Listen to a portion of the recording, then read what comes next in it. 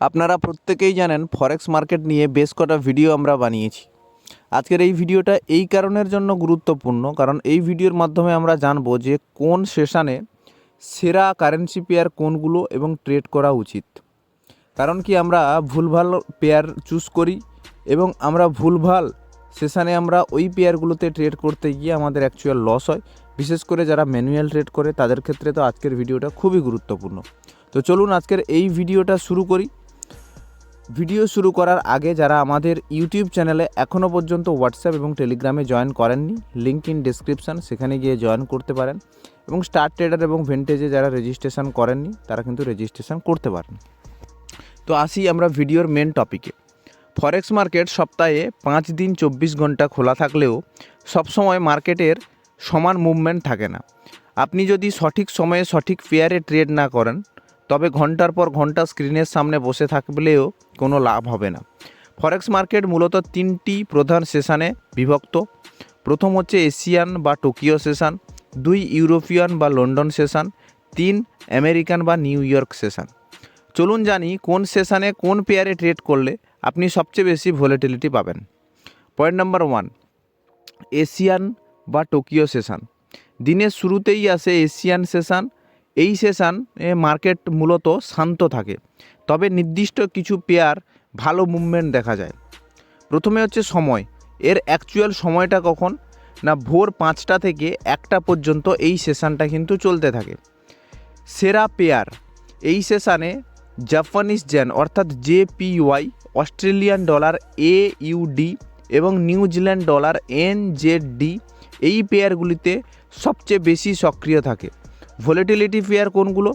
USDT JPY, AUD USDT, NZD USDT এবং AUD JPY। যারা মূলত স্ক্যাল্পিং ট্রেড করেন বা খুব রিস্ক নিতে পছন্দ করেন তাদের জন্য এই সেশনটি উপযুক্ত, এবং যেই পেয়ারগুলো বললাম সেই পেয়ারে আপনারা ট্রেড কিন্তু আরামসে করতে পারেন।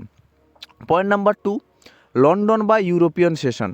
দুপুর 1টার পর যখন লন্ডন সেশন শুরু হয় তখন মার্কেটে আসল ঝড় শুরু হয়। এটি বিশ্বের সবচেয়ে বড় এবং লিকুইডিটি সেশন সময়। এটি 1:30টা থেকে রাত 10টা পর্যন্ত এই লন্ডন বা ইউরোপিয়ান সেশন চলে। এবং এর সেরা পেয়ারগুলো কোনগুলো? এই সময় ইউরোপিয়ান মুদ্রা যেমন ইউরো, ব্রিটিশ পাউন্ড যেমন হচ্ছে GBP এবং সুইস ফ্রা যেমন CHF এই পেয়ারগুলি তুঙ্গে থাকে। ভলেটিলিটি পেয়ার কি?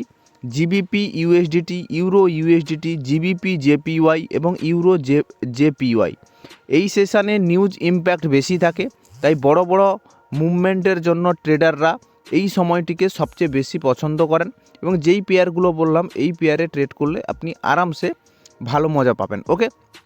পয়েন্ট নাম্বার 3, নিউ ইয়র্ক বা আমেরিকান সেশন। নিউ ইয়র্ক স্টকে এই সময় সবচেয়ে বেশি ভলেটিলিটি থাকে। কী কারণের জন্য সেটা আমি আপনাদেরকে বলছি। সন্ধ্যার 6টার পর শুরু হয় নিউ ইয়র্ক সেশন। মজার ব্যাপার হলো সন্ধ্যা 6টা থেকে রাত 10টা পর্যন্ত লন্ডন এবং ইউরোপিয়ান সেশন একসাথে চলতে থাকে। সেই কারণের জন্য এই সেশনটিকে ওভারল্যাপ সেশন বলা হয়। আর ওভারল্যাপ সেশনে মার্কেটে সবচেয়ে বেশি ভলেটিলিটি থাকে। সময় কটা? 6:30 থেকে রাত 3টা পর্যন্ত। সেরা pair US dollar, Canadian dollar.